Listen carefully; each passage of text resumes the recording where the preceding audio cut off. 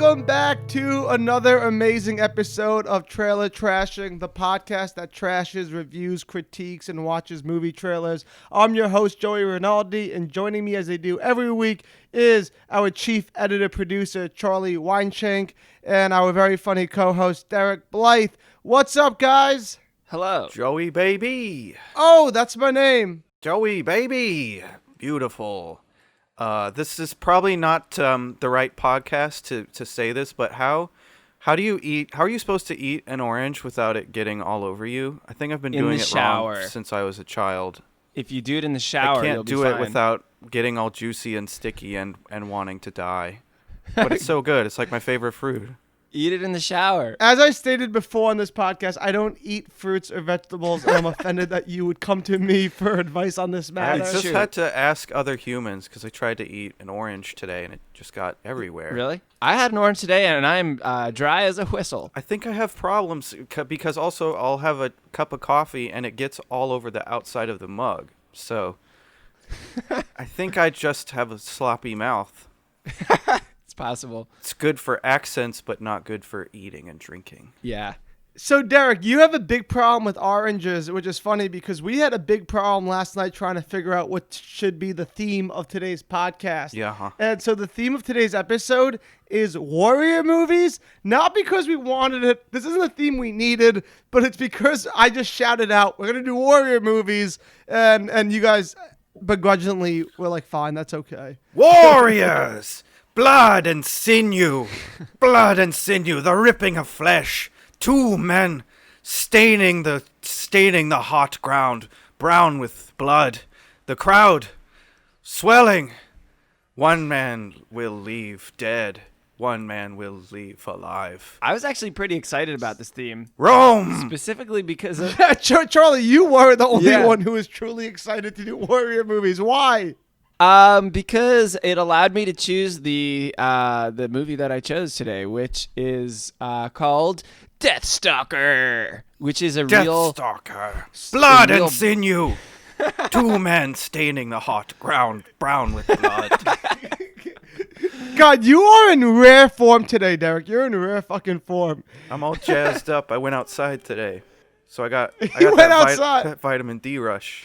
and the orange. That's C and D. Yeah, so you got your vitamins, you got your steroids, you got your asthma medication. You're ready to go, and I'm so happy for you, dude.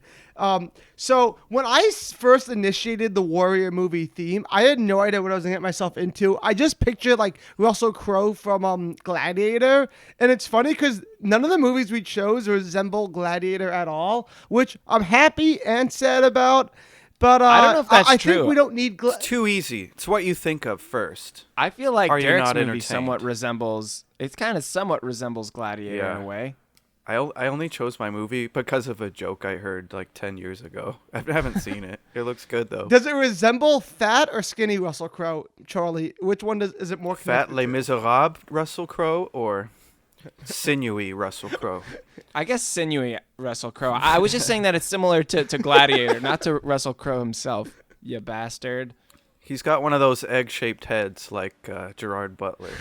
Well, we've been beating around this fucking bush for a little bit now. Let's just get right to it. The movie that we're talking about, of course, is Mad Max Beyond Thunderdome, 1985. I saw some of this movie. I've been meaning to watch the whole thing, but I've seen some of it in a bar in Brooklyn, I think. That feels like a bar movie, yeah. Yeah. I've never seen this movie at all. I'm a huge fan of Tina Turner, and so I'm excited to see what she does in this Tina's movie. in this? Yeah, baby. Apparently, Derek, that like every movie before this was produced by like a British production company, and this was the first one that was like made by an American production company, and to, like show their Americanness, they were like, "We're gonna get Tina Turner in this, damn it, America!" Hell yeah. Tina Turner. And since we're all Americans on this podcast, let's do the American thing and watch this American-made movie. The world had been through a trial by fire, and only the greatest warriors and their deadliest enemies emerged from the flames. Who are you? Nobody. Mister, I can feel it. The dice are rolling. He was the one they called Mad. But he's just a raggedy man. But to those whose lives hung in the balance, Where's the waiting ones? Waiting for what? 40 for you. He was the one they called Hero. Ladies and gentlemen, boys and girls, dying times here. Now, Mad Max is back in Beyond Thunderdome.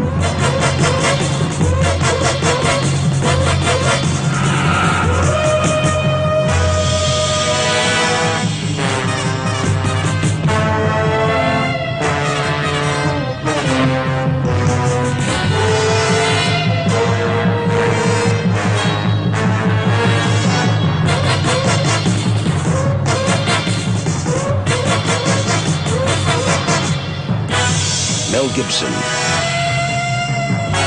Tina Turner, Mad Max, Beyond Thunderdome. Yeah, all They right. didn't say 2 men enter, 1 man leaves. Isn't this where that comes from? Maybe. I don't know. I've heard that phrase my whole life. I don't know where it came from. People have been saying that to Joey forever. I'm still allowed to tell the tale, so I think I'm doing all right. Yeah, the one thing that bothered me about this, not the trailer per se, but I really don't know why it's Beyond Thunderdome and not Beyond the Thunderdome, but maybe it's because I only saw part of this movie in a bar. Wait, from that trailer, did it explain what the movie's about? Did anyone get what the movie was about from that trailer? I feel like I might be a little Yeah. biased since I kind of know what it's about, but I feel like it was vague, but you get some sort of like battle royale kind of idea. Yeah, so he's like in the Mad Max cinematic universe, which we probably, the trailer assumes you know about. He's probably like driving around scavenging and runs into this weird society that's developed of gladiatorism, a la Tina Turner. Gladiator wearing fighting gang. goat ram earrings. Yeah. And she had some serious nostrils in this movie. Ladies and gentlemen, time for the death time. Well, it was the mid 80s. You have to believe that Ike Turner was just shoving all the cocaine he had in the world up her nose, making them inflame so hard. Yeah, those nostrils were pretty ensnared. Yeah, More so than the Indian from the cupboard kid, which I don't know if you noticed. He had very snared nostrils. I didn't even remember those nostrils, but I'll never forget these nostrils. I want to get back to the trailer for a second, though, because I watched it, and it was very low volume. It was very dark, like coloring, so I couldn't really Dusty. see much. And dusty. It was very dusty. And all I got was that there was a battle royale that Tina Turner needed Mel Gibson for, but as she was looking at Mel, she was like, he's very scrawny. And that was like the whole trailer, I feel like. Yeah, I mean, isn't that what the movie's about? It's like Mad Max. Mel Gibson being scrawny? No, Mel Gibson battle royale fighting people. In a Thunderdome? Yeah. All right, Derek, tell us the joke you heard about this movie. We all know you want to say it. There's a really old bit from the 90s in Mystery Science Theater that it's just stuck with me for a long time. They do a whole segment, like a long segment, where they're like, okay, we have this, we just thought of this. If in the future, who knows how long it'll be from now, but someday you'll be at a party and someone will mention Thunderdome. And when that happens, you have to say, ugh, can't we just get beyond Thunderdome? And that's it. It's just for the joke is that you're never going to be in that situation, but you have the perfect thing to say if you ever are in that situation. So, Joey, we have to go. The next party we end up in the future times, you have to bring it up so I can say that. And I can Oh, I'm going to set you up to get all... I can impress all the honeys. You set them out and I strike them out. Derek, I know exactly where we can do that. Next time you get invited to one of those elitist, evil, Jew-hating parties that worship Mel Gibson, I'll Hell bring yeah. it up, and it will kill with all the Mel Gibson lovers. So does that explain? Can someone explain why it's Beyond Thunderdome and not Beyond the Thunderdome? Like, what does that mean? Because Mel Gibson's a Nazi, that's why. No, I want a real. probably one of explanation those, from someone who's seen the movie. No, I haven't seen it. I don't think I've seen any of the early, the original Mad Maxes fully. But this feels like one of those, what's it, the Mandela effect, where you probably remember it as Beyond the Thunderdome. Oh, yeah. Like Interview with the Vampire. It's not Interview with a Yeah. Vampire, like how everyone I knew there was remembers there's it. a the in there in my memory. Nope, that was in the world ended in 2012, and now we're in a different timeline where it's just Beyond Thunderdome. I want to play a fun game with you, Thunderdome losers. How many pigs do you think were used in this movie? Like police Is this officers. is there a punchline? Is this a joke? No, this is a real question I want to ask you guys. How many pigs used for what? like were used in this film? To do what? What? Like they had pigs in the movie. Like there was pigs in the movie. Wait, and like how I didn't see wanna- one pig in that trailer. Can you realistically imagine us saying a number that makes sense? No. So just I tell have no us idea the what fact. you're talking about. And it better Yeah, I be don't fun. know. You don't want to guess. You don't want to guess. I thought making it a game would make it more I'm fun. saving of a up fact. my guess powers for rotten potatoes. So they used 600 pigs in this movie, What and they the originally were gonna buy 600. They were originally gonna buy 600 pigs because that's how many they needed. But like the human rights of animals people came up to them and they were like, you can't do that. You can't just have 600 pigs. That will like really fuck up the pork industry in America. And they were like, shit. So what should we do? They found a farmer that would let them rent the pigs out throughout but they would have to bring the pigs back every night apparently. So they had to rent 600 feral hogs. But imagine being the PA driving the pigs to set and back to the farm every morning and night. Yeah, that'd be All honestly right. great. I mean, Mel Gibson needs his coffee and his Bible by 6 a.m. You got to get him to makeup. Then you've got to drive over to Dewberry Farm and rent 100 of the pigs. 600, not 60 like yesterday. That was a mistake. We need 600. Make sure you're greased up in canola oil so you can wrestle. what did they use them for? Just to be there. Mel Gibson demands it. Your fun fact internet place didn't tell you what they used them for? I think it's assumed that I watched the movie and we saw the pig orgy with Mel Gibson. All right, I got one more fun fact before we get to our segments. This is the fun fact. I texted Derek in a panic last night. I was like, Derek, I want to discuss this fun fact with you. I think I was but it's already too asleep. late at night. I woke up to your text after Yeah. falling asleep. I fell asleep to the labyrinth. Oh, nice. Fun fact. Fun fact for the pod. Shout out to the puppet episode. Call back.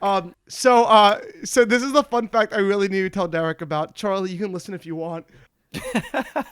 Yeah, I'll listen along. Get a secondhand fun fact, Charlie. So this original script was supposed to be a Lord of the Flies type movie about like kids on a desert island. Is that why they had pigs? So they were already in pre-production and they were getting ready for the whole film. And then right before they got into production, one of the producers read it and was like, no, we should add Mad Max to this. And they were like, it's not a Mad Max movie. Well, we can make this a Mad Max movie. And like right before they got into production, they just edited the whole script to make it a Mad Max movie. Wow. I mean, I my guess all you have to God. do is just like name one of the characters Mad Max, right? Yeah, because apparently in the original script, like a grown man finds the lost kids. And then they're like, why can't Mad Max just be the guy who finds the lost kids? And they were like, I didn't think of it like that. Good idea. Why can't it be Mad Max? Why can't it be Mad Max who died while dropping a snow globe, and then the mystery movie about what he said? Wait, just picture any movie like Hitch. Will Smith helps people fall in love. Why can't it be Mad Max he helps falling in love? And now it's Will Smith helping Mad Max find love. Oh my God, we got to make this. Just add Mad Max to every movie that exists ever. Just do it. The next Minions movie, Mad Minions. No, that's two on the tongue. What about like Mad Max? Welcome to Mooseport. 101 Dalmatians, 101 Mad Maxes. all Mad Maxes of varying size, and Glenn Close wants to make a coat out of them. Speaking of Glenn Close, I'm gonna give this. Oh, I'm gonna give this a 4 out of Glenn Close. Yeah, I'll give it a 4 too, because there's nothing like particularly good about this trailer. It was like, I feel like most of the reason why I know what this movie is about is because I know what the movie is about, not because of the trailer. And it's like you were talking about missing kids, and I was like, oh, I guess that's what those children were. So it didn't occur to me during the trailer that those kids were actually had anything to do with the movie. You know, like So he's liberating a bunch of kids from Lord of Yeah. the Flies. Yeah, because he's Mad Max. Because, like, why can't he just be Mad Max? kids and pigs, whatever. If you he know, it's was Mad on the Max. island, Lord of the Flies would never have happened. What if that should be the commercial? I wish the movie trailer was this: Lord of the Flies, where a guy saves them, and it's Mad Yeah. Max. Because why not? Mad 'Cause Max. why not? Piggy is alive and he has his glasses and nothing happened. And there are they were 600s saved. of them. There are 600 piggies looking for their glasses. Okay, all right. Let's give this a rating, Derek. What do you give it? I'll give it a 5. There were times when I was like, oh, hell yeah, at the beginning. But there were other times where I was like, stop cutting to that same exact shot of Mel Gibson walking through the desert. They cut to it like 18 times. Oh, I'll give it a 6. I'll give it a 6 just for the time has come for the blood time of blood time.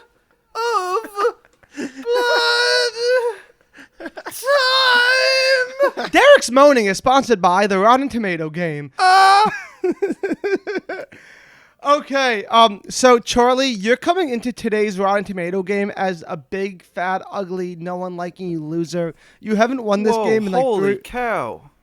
I think You I haven't won the won game. this I game- won this game like 2 weeks ago. Yeah, that was 2 weeks late.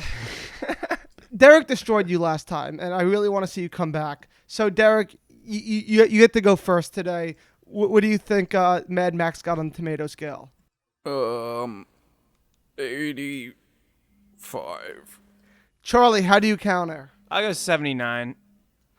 Wow! Hey, I thought Derek was going to... Hey, listen, I want to add a fun thing to this. My dad is calling me right now, and I want to ask him what he thinks. You want to get my dad in on the game? Yeah, get him in, get that'd him be in, get fun. him in. This for all the marbles. Dad, Moshi. Moshi Moshi, we're recording a podcast right now, and I want to get your opinion on something, so you're on speaker, okay? Well, Mom's here too on speaker. Okay, Go. all right, you guys both can play. We're guessing what the Rotten Tomatoes rating was for Mad Max Beyond Thunderdome, 1985. So, on a scale of 1 to 100%, what do you think the critic score was? 65. Oh, was it not very good? I haven't watched it. It was popular, but I'm sure the critics didn't like it, but it did make a lot of money in the theaters. Okay, so The theaters. Papa Blythe says 65. I say 85. What about your mama, your old lady? What does Mama Blythe say? What's Mama Bly say? I'll say 50. 50. Oh my gosh. It wasn't a masterpiece, but it was a box office hit. And Tina there's- Turner? It was memorable lines, but it was not the original, and it was okay. That was 85. Did you guys go on a date to it? Oh God, that our memory escapes us. Yeah. Well, okay. I'm gonna let you go and call you back when we're done, and I'll tell you what the score was. All I remember is the line is, "Who runs Bartertown?" Nice. Bye. All right. That was the opinion from the Blythes. So your mom and dad, they're lovely people. They have great spirits. They probably make a mean gumbo. But the thing is, Derek, Oh, yeah. they know nothing about the Rotten Tomato game because they both lost so hysterically bad. The score was 80. Charlie wins, Yeah. but Derek came close. Charlie, I'm so happy that you're back in. After last week's performance, I thought you may have never come back from that slump. You know how And hard so, I just came back? I just destroyed 3 Blythes with one foul swoop. Wow. What the, I think you now are Derek's parents now. I think like you now own them. Are your parents Japanese? Father. What? No. Is your They're- dad Japanese? No, but I just for years when they call, I just answer with Moshi Moshi. And or lately I've been doing Zdravstvuyte, but they don't like Russian commie talk, so they say Moshi Moshi. That was good. Would you be really surprised if my parents were Japanese? I don't think I'd be that surprised because like every week I learn like some new part of your heritage. Like you're Cajun, you're Native American, now you're a little Japanese. It's you're a whole boiling pot. Not Japanese at all. Derek Very much Blythe's not. heritage is in itself a gumbo. Wow, well said. Thank you. I'll tell them. I get all my culture when I have family dinners at the Blights. There's everyone. There's Squanto. There's a sumo wrestler. Scronto, The- Scronto, the parakeet. But I got bad news, guys. Roger Ebert, for some sick, fucked up reason, gave this movie a fucking 4 out of 4. A perfect Oh, score. A perfect score. I told you guys he's fucking liable to do this shit. He'll Oh, just I hope pick a this movie is that one of the Ambien reviews. It's 85, so it could be Quaaludes. yeah, anything. he could. I mean, he might be on the lewds, but like he'll just get a movie that's like pretty average and give it a perfect score. And I think that's like a problem with having only 4 stars available, because it's like, what if Yeah, it's why not did he do god that? awful and you don't want to give it a 2, but it's not a 3. So what is it, a 4? I guess it's perfect movie. Yeah, I don't know where 4 came from, because like 5 or 3 is like classic standards for stars, and he's the only person who gives 4. Shall we hear the last paragraph? Yes, it says, blood and sinew. 2 men staining the hot ground brown with blood. It says that word for word.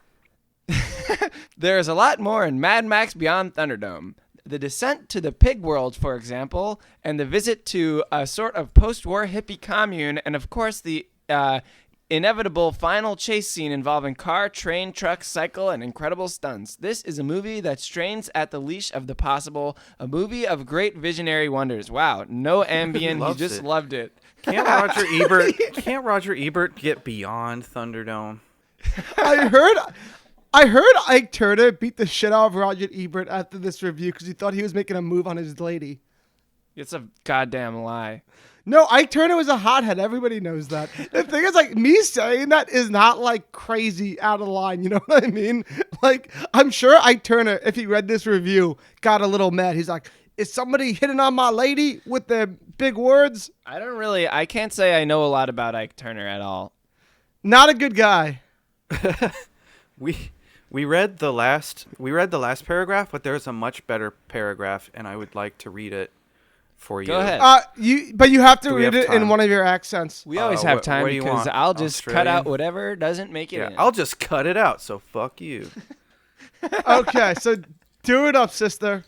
It is into Thunderdome that Mad Max goes for a showdown with Auntie Entity's greatest warrior and George Miller's most original creation, a character named Master Blaster, who is actually 2 people. What? Blaster is a giant hulk of a man in an iron mask. Unraveling. Master is a dwarf who rides him like a chariot, standing in an iron harness above his shoulders. What a gumbo of words. Yeah, a gumbo indeed. Master Blaster. I have to watch this. Master Blaster is a giant person who is a dwarf riding him. There's also a an sentence in iron this mask. where Roger Ebert says, this leads to some of the movie's most memorable moments as Mad Max and others wade knee-deep in Piggy Doo. Okay, you can listen to Charlie and Derek read the whole review on our Patreon. Yeah, let's do that. But we gotta move on from Roger Ebert's review. Before we move on to Death Stalker, does anybody have last Stalker. thoughts? Does anyone have any last thoughts on Mad Max, Mel Gibson's hate for the Jews, or my love for making comments about how evil Ike Turner was? Not touching this. I would watch that movie. I would watch all of the original Mad Max movies. I think they're cool. Okay. Death Stalker. All right, now we're on to Death Stalker. Charlie chose this, and I'm excited because there's supposed to be a lot of TNA in it. Yes. Let's watch so, can I? No We're backstory. watching it. No backstory. Give us the backstory after. Fuck you. Journey to an age of great kingdoms.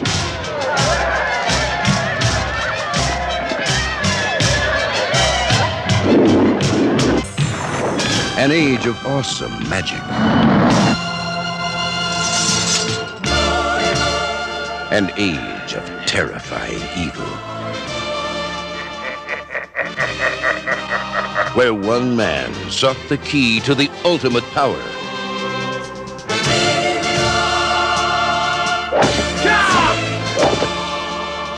He was the man they called Deathstalker. Reunite the three powers. You will be power. A brave man could get inside one car's castle and kill it. If he can capture the amulet of life, he will rule the world. But an evil wizard stands in his path. And to the victor, a beautiful princess.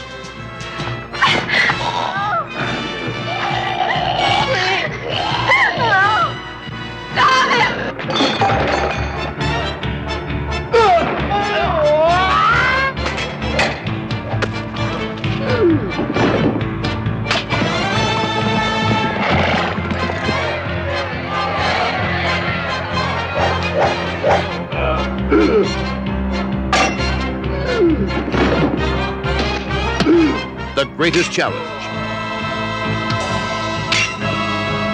The greatest adventure. The most legendary hero of them all. The man they called Deathstalker. The last great warrior king. Starring Richard Hill and Bobby Benton. All right, that was so fucking good. Yeah. Charlie, you chose this movie. Explain why you chose it. And then explain the trailer, because I have so many thoughts. I just need time to myself to think about for a second. Whoa, dude. So take it away. The end of the trailer says that there's a Deathstalker 2. Deathstalker 2. That's a muscle. There's 3. Big muscly lady in a thong. Are you guys Yes. into sinewy ladies? I'm not. Who isn't? They freak me out. Guys, there's 3 sequels to this movie. 3 sequels? And we're probably or 3 Sequels movies? meaning Yeah. there's 4 of them. Yeah, there's 4 total. Whoa. So this movie is straight out of the 80s. It's from 1983. And I don't know, do you guys like the TV show, The Regular Show? Because It's like one of my favorite TV shows ever. I love that TV show. And it's just any type of movie reference they would make would be a movie that is like this. Or they'd be like, guess what? I just got Deathstalker. You know what I mean? Whoa, bro! yeah. And then like they'll open like an accidental portal that like brings them to Deathstalker's universe. Yeah, You it's- gentlemen were watching Deathstalker. Good show. And then Benson would come over. I have a dark history with that movie. Don't bring it to the park. Deathstalker without me? Ugh. But anyway, so I this voice all the movie- characters on that show. I love Benson. He's actually in the background on my phone.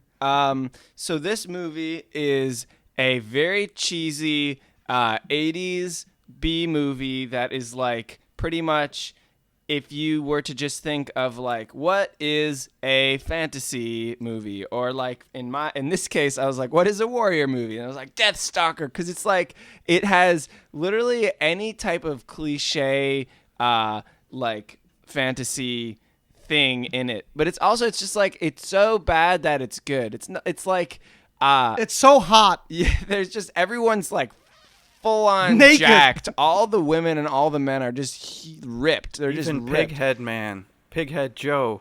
Why is there so many pigs in warrior movies? I don't understand. Because what makes a warrior? Someone who fights pigs. And it's have just to like fight everything in everything in this movie is just like cheesy action, like magic, like Can you explain the trailer for the people who couldn't see the visuals? okay, so Blood and sinew. 2 men.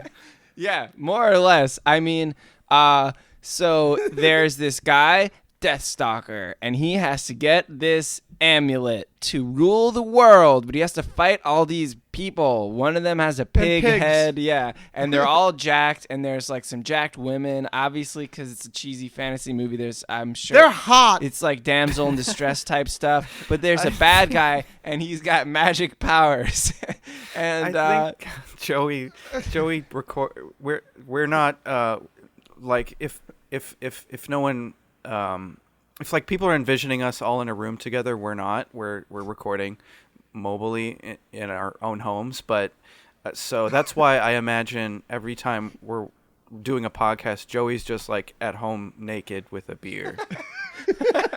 Wearing like only a hat and a smile or something. It's like, yeah, Titties and dudes. So speaking of titties, Sorry, I interrupted your recap. But no, But well, Joey I don't said a care funny about Charlie's recap. I think I'm done, right? Like that covered it. Let me take it away because Derek brought up a really good point. I am nude, wearing only a hat and a smile. I am not nude, but you know who you can see nude a lot? Barbie Benton. She's a smoke show of an actress who's in the movie. I don't think she's she's a nude Playboy at all, though, in it.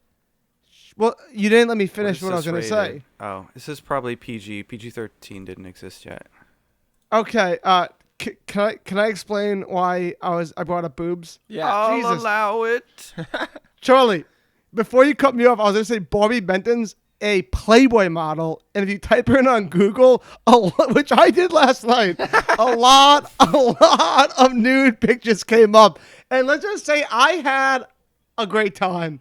Lena Joey. Clarkson, who's also Lena Clarkson, who's also the lead female in the movie, also not a Playboy model, but also has lots of nude photos on Google Images. Like when you type her name and they just pop up, and it's hot. Joe, you're like my grandpa. Well, I typed her into the images.google.gov, and oh boy, what a night I had. Where are you going, little guy? Let me tell you about. She was hot. She was hot back in the day. Oh man. But you can't bring up Lena Clarkson without also explaining her death. Charlie, you want to get into this? Yeah, so Joey called me up last night to tell me how hot the people are in this movie. Not a joke. That's a very on brand Joey call you get. You never know like what kind of dice you're gonna roll when you answer a Joey call. I was gonna call Derek, but he was sleeping. So he calls me up. I answer the phone. He's like, "These are the hottest women in any movie we've ever watched." And I'm like, "Yeah, well, it's kind of like a B movie, so you know that like B movies have porn quality acting. It's because they have porn type actors." And so he goes, "I just found out that the main character got murdered by this guy who produced all this music for John Lennon and all this stuff." And I was like, "Holy shit!" And that's how she died. Oh, that sounds familiar. She was murdered. Yeah, Phil Spector murdered Phil this Spector. beautiful lady. She's beautiful, and he murdered her, and I'm sad. I don't know whether to have a boner or to cry, dude. Wait, so the last movie we had beautiful Tina Turner, who had Ike Turner as a husband, who beat the shit out of her. Now we have Joey. Lena Clarkson, who's super hot, and Phil Spector killed her. It's like this Joey. Warrior movies. What am I What doing? is this avenue you're driving us down? Can I get out of the car? You want to know what it is? No, this is where he's going. Warriors die young. It's like if you join the mafia, you might not make it to your late 60s. You know what I'm saying? If you're a warrior and you're in warrior movies, you might get fucking murdered by your Warriors husband. die young. That sounds like a Tina Turner lyric. Baby, baby, don't you know Warriors die young? That's young. Okay, so I'm giving this trailer a 10 out of 10. It was my favorite trailer. I liked it even more than the last 10 out of 10 we gave, which I think we gave to Omega Man. Omega Man was awesome. I'll give Yeah. this like a 7. It's good. What? I've seen the movie is the thing, so it's like the movie. That was fun. Every second of the way, it was fun. This movie trailer was so good, Charlie, that I'm afraid to watch the movie because I don't want it to ruin how great of an image I have. The from movie, that trailer. I'll tell you for one, I saw the movie. The movie is way better than the trailer, so you should watch it. But yeah, Is there a nip slip in the movie? I don't think so. Charlie, tell me, nip slip or no? Don't play with my emotions. Derek, what do you give this trailer? And be honest. I wanted to give it a 7 because it definitely suffers from early 80s trailer syndrome, goes a little too long. After not 30 long enough. seconds, It was I'm too like, long. I'm sold. I got it. I'm sold. But I will bump it up to an 8 because there's a man in the bar. He throws up so high that he doesn't come down. And so that's why it's an 8. And the guy does a It great sounded like you scream. meant he like vomited, but I understand what you're saying. Oh, he grabs a guy and he chucks him He heavenward. throws him into the air. Yeah, I thought at 30 seconds I was like, wow, how can they keep going for another minute and a half? But they did, so it gets a 7 for me. But yeah, I didn't want to give it a perfect score because it seems a lot like your cousin or whatever is begging you to play Dungeons and Dragons, and you get there and they're like not a very good DM. And that's what it feels like. Yeah, because it's so cheesy with all the Yeah. fantasy stuff. I feel you. Yeah. So we gotta play the Rotten Tomato game, and I'm gonna give you a hint. 100. It got 100. That's the hint. No, I don't know what the hint to give you is. So don't give us a hint. Yeah, we'll just guess. No hint. Why would you Just play. Just be. You The probably. hint is, it's not what you think, but it's probably what you expect. So who's going first? 21. Charlie, you. Too late. Okay. I'll go 19. 2 men, 2 numbers. 1 will be correct, and 1 will be shamed. So it's all tied up. Derek, it was 26, so Derek wins that round. But I don't know what to say because I didn't think it was a 26. In my mind, I thought this had to be a 50 or above, and I couldn't No. believe it was. I can't believe it was only a 26. I'm personally hurt for everybody who worked on this film. No, it's good. It's a great movie, but because it's bad, so it like deserves a low score. But you should still watch it anyway. That's how I feel about this movie. Can I ask Derek a question? Derek, was this You the have- movie they were obsessed with in the movie Ted? Because it looks like the movie they watch in Ted. I watched Ted once in the theater when it came out. Same. It's an okay I- movie. I don't remember. I think it's that type of movie. I don't remember at all that they were It's a obsessed dude with any movie. movie. Yeah. They were obsessed with like an 80s movie like this. Yeah. Oh no. That's Smash Bronson or whatever. Is that the same type of movie? It could as be this? Death's Talker. No. Spelled the You know what same. I'm talking about? The song. It was a TV show or something that I believe Queen did the theme song to or something like that. I have no idea. I will not You- pretend like I do. I usually it's pretend like, like I know what's happening, but now I will not. Oh, Flash Gordon. It's Flash Gordon. Flash Gordon Oh. is Flash. That's was that Queen or Rush? It was some Ah. yeah, Flash. Yeah. Okay. So I just feel really strange right now because I thought that movie was like a 10 out of 10, and it got a 26 on Rotten Tomato. There's no Roger Ebert review, but I think there's like some of this. I found this shitty blogger, and I think there is some good stuff we could read from this review. I wouldn't read the last paragraph. I'd read either the second to last. I'm or not the going to third read to the last paragraph because this is like I would have to click next to go to the next page to see the end of this. It's like the longest thing I've ever seen. Can you start at where were we? That's my favorite paragraph, I think. Where were we? Oh, right. Deathstalker. Well, it turns out that we can't just end the review on the list of assorted MPAA triggers because that's a pretty normal level of sex and violence for a bog standard early 80s barbarian movie. Deathstalker manages to set itself apart with new and exciting levels of gross, baffling, and jaw-dropping spectacles, which will make you question why all of humanity hasn't already been wiped from the face of the earth by some benevolent deity or stereoscopic alien race. I'll stop there because this guy clearly doesn't Pretty get good it. word. Oh, you stop right before he says gyrating barbarian uberhunk, which I feel like Joey wrote. Okay, this was my manifesto after I looked up all the new pictures on Google Images last night. The evil wizard's named Munkar? Yeah, or something Munkar? crazy. The thing is, this guy doesn't get it because, like, he's so upset that it's bad. And it's like, I guess it's kind of upsetting because I doubt that the people who made this movie, like, wanted it to be enjoyed ironically. But the thing is, it's like, sometimes you watch something bad and it's fun because it's so bad. You know what I mean? That's, like, Right. This is a cult movie for that reason. And Joey loved it because it's like, it's I took it seriously. yeah, but it's like it is. God damn it. It's over the top is what it is. And that's what a lot of these 80s movies that became cult hits are, is that they're like so ridiculous and over the top that they're actually really enjoyable. So fuck this guy. Before I need a cold shower, I think we should move on. Yeah.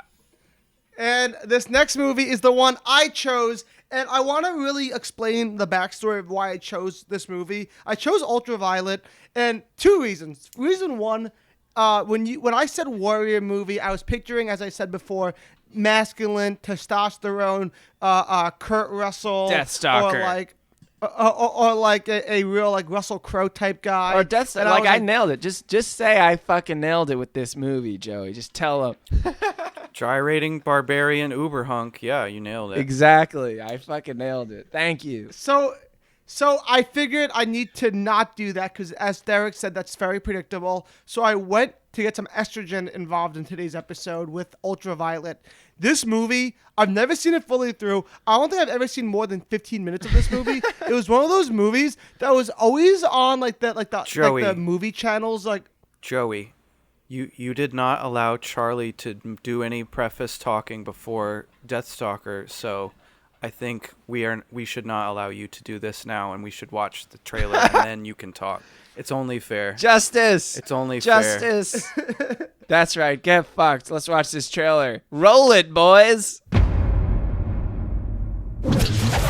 Hello. My name is Violet. My name is Violet. I was born into a world you may not understand. May not understand. May not understand. Let me start at the beginning. Everything changed when a government lab discovered a virus that caused genetic mutation. They used it to create faster and stronger soldiers. The problem was, we became a threat. I want them hunted down and killed. Get on the ground! On your knees! We've managed to eradicate almost all of them. Those of us that survived extinction started fighting back. If you are compromised, destroy. Copy that. They made her a weapon. Killing is what I do. It's what I'm good at. They made her a target. The humans want me. You jeopardize everything by coming here. I don't have any place left to go, Garth. Besides, you have all my guns.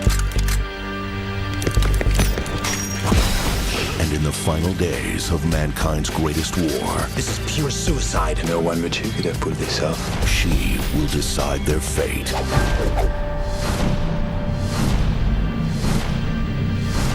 Are you mental? Come and get it. Projection disruption. Why are you doing this? Because I hate humans. You used to be human. But not anymore, right? I got sick and now I'm something worthy of extermination. You won't make it out of this complex alive. Watch me.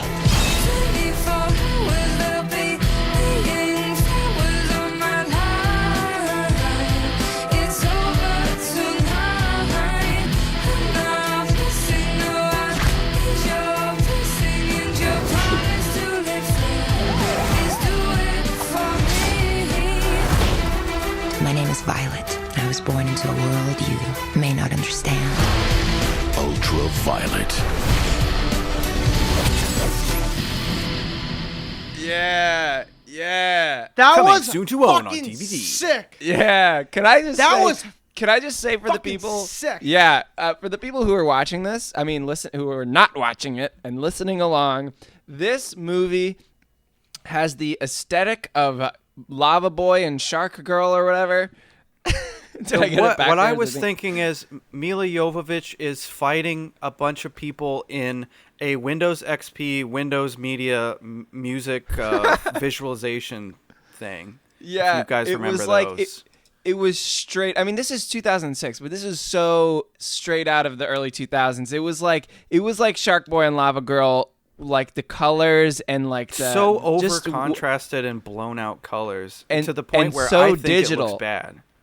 Yeah, it looked bad. It was on the level of the Matrix 1 or the Matrix like 2 or 3, you know, with like the really crazy Just bad too animation.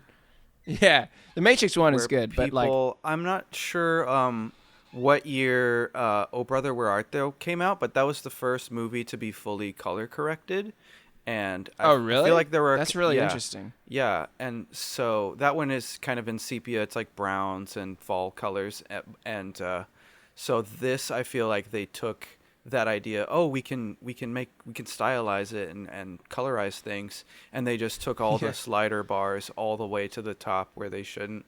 This I'm glad that Joey chose this because I have a relationship with this movie as well. I distinctly remember this coming on HBO or something, and like when you grow up, you don't have a good idea of what makes a good or bad movie. You have no taste. You're just an idiot kid. I remember this. Yeah. I remember this coming out, and this was the first time I was like, "Wow, this is a really bad movie." Really? The first time ever. Before that, I liked every single thing I watched. And I was like, I trust the movie. I trust the director. If I don't like it, I don't understand it. And then this movie came out, and I was like, wow, I hate everything about this. Violence. Wow. This was the first movie where I thought, wow, violence can be boring. Violence can be boring if there's no stakes. So as I was saying, I also had HBO channels too. You're not the only one, Derek. And I remember when this came out on it. I remember when this came out. Yeah, fuck you, Derek. I had HBO too, you poor piece of shit. Who do you think you're talking to? You think I don't have HBO? Oh! Oh! Wait. HBO! Oh! So I had HBO, and I literally just spit water out on myself. Carry on. Whoa! So I had HBO, and so basically this was like the iconic movie. When I would come home from school, it would just be on the movie channels, and like I would watch like 10 minutes of it. Then my mom would be like, "It's time for homework." Then it'd be on later that night. I'd be like, "Oh, it's back on." I'll watch like 5 minutes of it, and my mom would be like, "You have to go to sleep." So I never actually watched this movie, but I always saw 5 to 10 minutes of it in between the stuff that my mom made me do, and I just have nothing but amazing memories because it was like this thing that I can just turn on at any time of the day and just watch a badass lady just fight fucking people, robots, and whatnot, like over and over. And she's so badass. I think she was a robot. I think everyone else is not a robot. She used to I be, never saw the a movie. I only clone saw or 5 minutes of it. Oh, it's so bad. Oh I my love God. this movie. I have even though I've nothing never but seen it. contempt Joey, for can I this ask you a movie. question? Do you understand where I'm coming from, Derek, though? Joey, grant him permission to ask you a question. Only if Derek... I will give Charlie permission to ask a question if Derek says he understands where I'm coming from. Derek, you better fucking understand There are him. other movies better for this. I mean, if you're growing up and then you just have an awful taste, maybe, but it's just this movie is every video game cutscene that goes too long that you can't skip. I've only saw this in 5-minute increments. He likes it because he's seen like 1% of it. Right. All right. Charlie, ask me it's a so dumb long question. and bad. Ask him your question. Okay, so this is what Joey also said to me last night when he was calling me on the phone. He said, "Charlie, I'm so excited for you to see Ultraviolet because I know that a lot of the movies I choose aren't necessarily Charlie movies, but this one is a Charlie movie." Uh-oh. So, like, why do you think that this is, like, my kind of movie? I think that this looks bad in a funny way, but I don't think this is, like, a movie that I would bad like. in a... It's not... There's no good... There's nothing. It's nothing I don't think I would watch this. I think that the fun part about this, though, is the trailer I really like because it is a huge time capsule of, like, what really... It's like at every step of cinematic advancements, there's a lot of stuff that tell the future films what not to do, and this is something that is going to be lost in, like, 40 years, having been, like, just this bad wave of the early 2000s, like, aesthetics with, like, the blown out colors and all this weird stuff. But I don't think I would ever watch this movie. So, Joey, my question is, why is this a Charlie movie? Because I really felt as if this movie was like Run Lola Run meets V for Vendetta in like a really awesome like robotic dystopia society. And I thought that was like 3 things that you can fuck with, and I guess maybe I was do wrong. like art movies and dystopian sci-fi, so I see where you're coming from. But once again, Joey's seen maybe 1% of this movie, so I guess he thought this was an artistic dystopian sci-fi movie. I mean, if you've seen 1%, the movie is just that one fight scene over and over and over again. It is one fight scene over and over again. I'm giving this trailer an 8 because it got me juiced up to watch it. It's an 8 in my book. It's an 8. It's an 8. I'm gonna give it an 8 too. It's an 8. Joey, I'm giving. Yes! I'm on Team Joey. Yeah! I'm giving this Yes! trailer Yes! an 8 Yes! because I really enjoyed watching a trailer for a movie like this. I saw the bare midriff of the main female character, and I was like, I can tell Mila Oh, already Jovovich. this Is style. she famous? I don't even know. Sounds like a tennis player. Remember Fifth Element? Was she Lola from Run Lola Run? Because that's what she looks like. I don't in know my that opinion. one. You have to know Fifth Derek, Element. you have to know. No, Derek, you have to know Run Lola Run. That's a Derek movie if I've ever seen one. It is a famous movie, Derek. I don't trust your Derek or Charlie movies now. No, you would like. If Run you Lola want Run. Mila Jovovich at peak midriff Mila Jovovich, like Fifth Element, that with Bruce Willis. Oh my God, Gary Oldman, and then All right, just give me your score. That movie, give me your score. She did things to me as a young boy in that movie. Keep it in your pants. Oh, shut up, Joey. Does your own medicine taste bad? That's how it sounds like when you talk. Oh man, I have a lot to ponder now. Put some pants on. Derek, rate the trailer before Joey starts taking his pants off.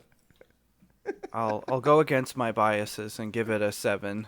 Yeah. Yes. It's great. It's great because I don't want to judge. We judge the trailers, not the movies. Yeah, exactly. We get to judge the movies after this, but for a fact, you have to admit that like the purpose of a trailer for a movie like this is that you come back now in 2020, a whole 14 years later, and you're like, holy shit, what were they thinking? I'll give you a hint for the Rotten Tomatoes score. If you we don't need a hint. If you agreed with me once, you should agree with it again. Who goes first? This is for all the marbles. This is for all the marbles. I don't care winning or losing. I'm gonna say a 1. I hate it so much. I will say so much. 15 because I get everything above 15. So my hint was that like if you agreed with me once, you should agree with me again because I gave it an 8 for 1 out of 10, and this movie is also an 8 on Rotten Tomatoes. Whoa! Does that mean that I lose? That's like a tie. No, that's a tie. Oh, That's wait, a direct tie mathematically, which Whoa. means you lose. No, and Derek it means knows we there's tied. something about math. It means because we each had 1, so we each got 1.5. Well done, we tie. We'll go. You'll be my +1. I'll be your +1. History. Today's big toy. So before we go on to the reviews, I want to preface this review by telling y'all that there was no Roger Ebert, so I found Common Sense, and I really love what Common Sense had to say about it. This will tickle your guys' fancy. Is Common Sense Media the conservative parents website? Yeah. Yay! Our favorite. Can you read what parents need to know, Charlie? Yeah, okay, so basically, the review by Cynthia Fuchs from Common Sounds Sense hot. Media, Cynthia she gave it a 1 Fuchs. star.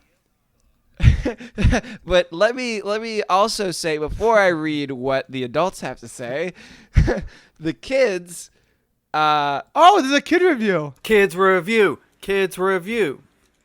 Age 11 plus. Age 11 plus. So the parents liked it. They said, "I think this is a very awesome movie, but more like sci-fi violence and pretty much mild language. Anyway, it's good for viewers over teens, over 13ish." And then the kids did not like it. The 17-year-old. I thought it was going to be a 5-star review by Joey R.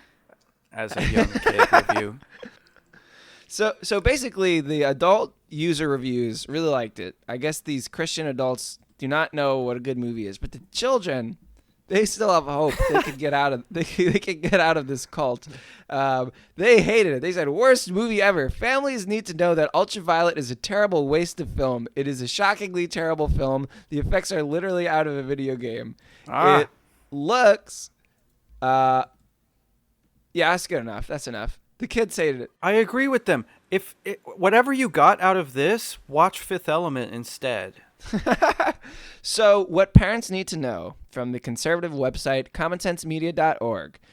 Parents need to know that this movie includes repeated and repetitive scenes of video game-like violence with shooting, cars, and motorcycle racing, falling, and martial artsy kicking. Weapons range from futuristic, zappy to old-fashioned. For the most part, these conflicts don't result in bloody injuries, just action. The genetically engineered Violet protects a young boy, the target of multiple assailants. Violet wears very tight outfits. In an early scene, she is instructed to strip before entering a security scanner, revealing a shadowy version of her nude backside as she walks away from the camera. Language includes a couple of S-words, slang for genitals, hell and damn. This is great. This is Hell? the best website ever. And damn. Oh Those my are God. words I don't You like ever in a movie. See a movie on TV and they say "God damn" and then they censor out the word "God"? You're like, what? Yeah. It's because you can say damn, but you can't use God's Can't name in say- vain. Yeah. So as somebody that used to be my job, I used to work for Pop TV, and it was my job to like watch the movies and like take a note every time they use bad words, and we would have like a list of words that like were like we had to like circle, and God and damn were both on them, and it was so weird. Wow, That's so fun. wild. I think my favorite censors are in Big Lebowski. He's like, "This is what happens, Larry, when you fuck a stranger in the ass," and they change it to, "This is what happens, Larry, when you meet a stranger in the Alps." or when he's like, "I'm so tired of these motherfucking snakes on this motherfucking plane." It gets censored to, "I am so tired of these monkey fighting snakes on this Monday to Friday plane." Yeah, that one's really famous. Oh I my know about God. that one. Wait, speaking of censorship, So good. The director of this movie, Kurt Wimmer, really wanted this movie to be a rated R movie, but the production company was like, "Fuck you, this has to be a PG-13 movie." And he said on record that them doing that took away like all of his like artistic like integrity, and it's made him not direct a film ever since. He's given up directing films because he was so sad that they made it PG-13. Wow. But in 2021, he's coming back to direct once again to do Children of the Corn. So What? look out for that. But they already made that movie. Well, they're doing another They one in made that 2021. like 2 times. Well, they're doing it two. again, and he's coming out of retirement for this. 2 children, 2 corn. But that is all for the Warrior movies. It was such a fun episode. We learned a lot. We learned that Mel Gibson is still an anti-Semite. We learned that Phil Spector kills hot ladies, I guess. And Yeah, we learned that if you want to be a female warrior in a movie, you might die young. And also that if Joey likes an action movie when he's 9 years old, odds are Charlie and Derek hate it. Thank you guys so much for listening. That was the Warrior edition of Trailer Trashing. I was Joey Rinaldi. That was Charlie Weinchick, Derek Blythe. We'll be back next week with more stuff. And if you like what you heard, give us a 5-star review. Follow us on Instagram. Email me. Text me. Just help me say hi. We love it. And have a great day. We'll see you next time, Knuckleheads. Blood and sinew, ripping of flesh. 2 men staining the ground with blood.